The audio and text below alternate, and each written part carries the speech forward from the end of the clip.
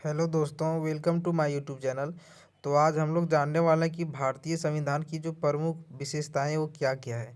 तो जानने से पहले मैं बता देना चाहता हूं कि ये जो है क्वेश्चन इस सेमेस्टर यदि आपका ग्रेजुएशन में आपका पॉलिटिकल साइंस का ऑनर्स है तो उसमें ये सब क्वेश्चन पूछा जाता है, ठीक है।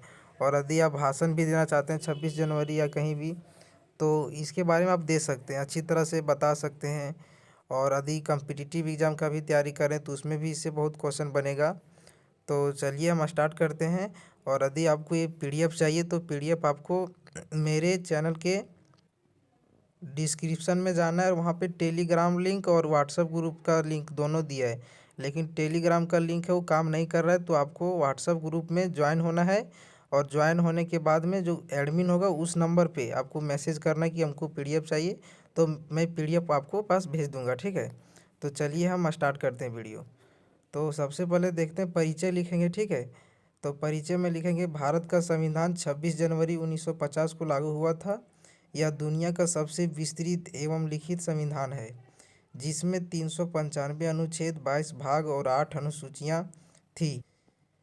लेकिन इसमें समय समय पर कई संशोधन किए गए हैं, जिसके कारण वर्तमान समय में भारतीय संविधान में 465 अनुच्छेद, 25 भाग और 12 अनुसूचियां हैं।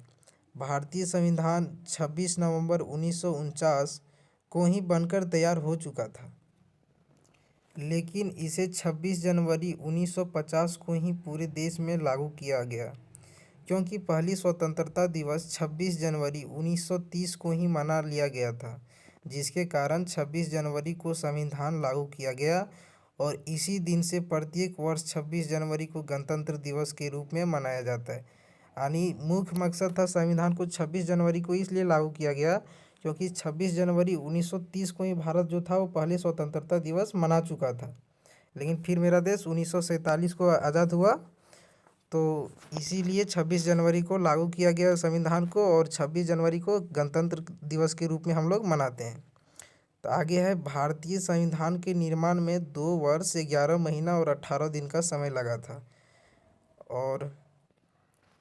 और इसके अंतर्गत कार्यपालिका, विधायिका, न्यायपालिका, नागरिकों के मौलिक अधिकार, मौलिक कर्तव्य इत्यादि के विषय में स्पष्ट उल्लेख किया गया है। भारतीय संविधान की निम्न विशेषताएं हैं। तो आइए हम जानते हैं कि निम्न विशेषताएं क्या क्या है। तो सबसे पहले है संविधान की प्रस्तावना। तो संविधान की प्रस्तावना में है, भारतीय संविधान की प्रस्तावना पंडित जवाहरलाल नेहरू द्वारा तैयार किए गए उद्देश्य प्रस्ताव पर आधारित है, जिसे 22 जनवरी 1947 को संविधान सभा द्वारा अपनाया गया था। इसे भारतीय संविधान की आत्मा भी कहा जाता है। प्रस्तावना संविधान का एक अभिन्न अंग है। इसके अंतर्गत संपूर्ण प्रभुत्व संपन्न समाजवादी, पंथ निरपेक्ष, लोकतंत्रात्मक, गणराज्य इत्यादि के बारे में चर्चा किया गया है। अगला पॉइंट है, 1976 में 42वें संविधान संशोधन अधिनियम के द्वारा प्रस्तावना में संशोधन किया गया था, जिसमें 3 नए शब्द समाजवादी, धर्मनिरपेक्ष और अखंडता को जोड़ा गया था। अब तक प्रस्तावना में केवल एक ही बार संशोधन हुआ है। आगे है, संविधान के स्रोत। भारतीय संविधान में विभिन्न देशों से कुछ महत्वपूर्ण प्रावधान लिए गए हैं, और देश के उपयोग एवं ज़रूरतों के अनुसार उसमें संशोधन किया गया है। भारतीय संविधान का अधिकतर भाग भारत सरकार अधिनियम 1935 से लिया गया है। अगला पॉइंट है, भारतीय संविधान में कुछ महत्वपूर्ण प्रावधान लिए गए हैं और देश के उपयोग एवं ज़रूरतों के अनुसार उसमें संशोधन किया गया है। संशोधन मतलब होता है सुधार किया गया है। भारतीय संविधान का अधिकतर भाग भारत सरकार अधिनियम 1935 से लिया गया है। आगे है, भारतीय संविधान में कुछ महत्वपूर्ण प्रावधान अनेक देशों से लिया गया है, क्योंकि भारतीय संविधान का निर्माण होने से पहले बहुत सारे ऐसे देश थे जिसका संविधान निर्माण हो चुका था। इसलिए जब भारत में संविधान निर्माण की तैयारी हो रही थी, उस समय कई देशों के संविधान को अध्ययन किया गया। जो कुछ महत्वपूर्ण लगा उसे भारत के संविधान में जोड़ा गया। भारतीय संविधान में सरकार की संसदीय प्रणाली और कानून के नियम जैसे प्रावधान को यूनाइटेड किंगडम से लिए गए हैं। अगला पॉइंट है कठोरता और लचीलापन। भारत का संविधान ना तो कठोर है और ना ही लचीलापन, बल्कि दोनों का मिश्रण है। कठोर संविधान का अर्थ है कि संशोधन के लिए विशेष प्रक्रिया की जरूरत होती है, जबकि लचीलापन संविधान वह होता है जिसमें संशोधन आसानी से किया जा सकता है। इसलिए भारतीय संविधान में ना ही अधिक कठोरता पर बल दिया गया और ना ही अधिक लचीलापन पर, बल्कि दोनों का महत्व दिया गया है। जबकि संयुक्त राज्य अमेरिका में कठोरता के नियम को अपनाया गया है जबकि संयुक्त राज्य अमेरिका में कठोरता के नियम को अपनाया गया है, देखिए हम 2 बार लिखते हैं यहाँ पे। वहाँ पर लचीलापन को नहीं अपनाया है। कठोरता संविधान में बिना विशेष प्रक्रिया के संशोधन नहीं किए जा सकते। अगला पॉइंट है धर्मनिरपेक्ष राष्ट्र। भारत एक धर्मनिरपेक्ष राष्ट्र है। सभी धर्मों को देश में समान अधिकार प्राप्त है। वर्ष 1976 में 42वें संविधान संशोधन द्वारा संविधान की प्रस्तावना में धर्मनिरपेक्ष शब्द को जोड़ा गया है। यहाँ पर हर व्यक्ति को अपने अनुसार किसी भी धर्म को अपनाने या मानने की स्वतंत्रता दी गई है। धर्म के नाम पर किसी भी प्रकार का भेदभाव नहीं किया जाएगा। सार्वजनिक सेवाओं में सभी नागरिकों को समान अवसर दिए जाएंगे। अगला पॉइंट है एकल नागरिकता। भारत का संविधान देश के प्रत्येक व्यक्ति को एकल नागरिकता प्रदान करता है। चाहे भारत के किसी भी राज्य के व्यक्ति हो, सभी को एकल नागरिकता प्राप्त है। जबकि इटली, आयरलैंड जैसे देशों में दोहरी नागरिकता के प्रावधान है।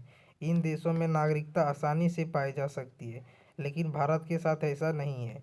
यहाँ पर भारत के नागरिक रहते हुए आप दूसरे देश के नागरिकता को नहीं पा सकते हैं। भारत के कोई भी व्यक्ति किसी भी राज्य में जाकर रह सकता है। उन्हें अन्य राज्य के व्यक्ति होने के आधार पर किसी भी प्रकार का भेदभाव नहीं कर सकता है। अगला पॉइंट है एकीकृत और स्वतंत्र न्यायपालिका। भारत का संविधान एकीकृत एवं स्वतंत्र न्यायपालिका प्रदान करता है। सुप्रीम कोर्ट भारत का सर्वोच्च न्यायालय है। इसे भारत के सभी न्यायालयों पर अधिकार प्राप्त है। यहाँ पर एक ही न्यायपालिका को अपनाया गया है, जबकि अमेरिका में दोहरी न्यायपालिका को अपनाया गया है। भारत में राज्य स्तर पर उच्च न्यायालय तथा केंद्र स्तर पर सर्वोच्च न्यायालय है। यदि राज्य के किसी भी सदस्यों को उच्च न्यायालय समाधान करता है तो ठीक है, नहीं तो उसे सर्वोच्च न्यायालय में पेश किया जाता है। भारत में सर्वोच्च न्यायालय का अंतिम फैसला माना जाता है। इसे सभी भारतीयों नागरिकों को मानना ही पड़ता है, क्योंकि अंतिम फैसला जो होता है वो सर्वोच्च न्यायालय ही देता है। अगला पॉइंट है मताधिकारी का अधिकार। भारत में सभी को मताधिकार देने का अधिकार प्राप्त है, चाहे वह महिला हो या पुरुष हो। यदि उसकी आयु 18 वर्ष है तो वह मताधिकार दे सकता है। कई ऐसे देश हैं जहां पर केवल शिक्षित लोग ही मताधिकार दे सकते हैं, लेकिन भारत में ऐसा नहीं है। बल्कि भारत में चाहे शिक्षित हो या अशिक्षित हो, सभी को मताधिकार देने की अधिकार प्राप्त है। तो ये था मेरा संविधान की विशेषताओं के बारे में। प्रमुख विशेषताएं यही सब थी। आपको ये PDF चाहिए तो आपको ये व्हाट्सएप में जो बताया था मैंने शुरुआत में, उसमें आपको मैसेज कर देना, मैं प्रोवाइड कर दूँगा। और अगर आपको ये वीडियो अच्छा लगा होगा तो लाइक और चैनल को सब्सक्राइब ज़रूर करना है।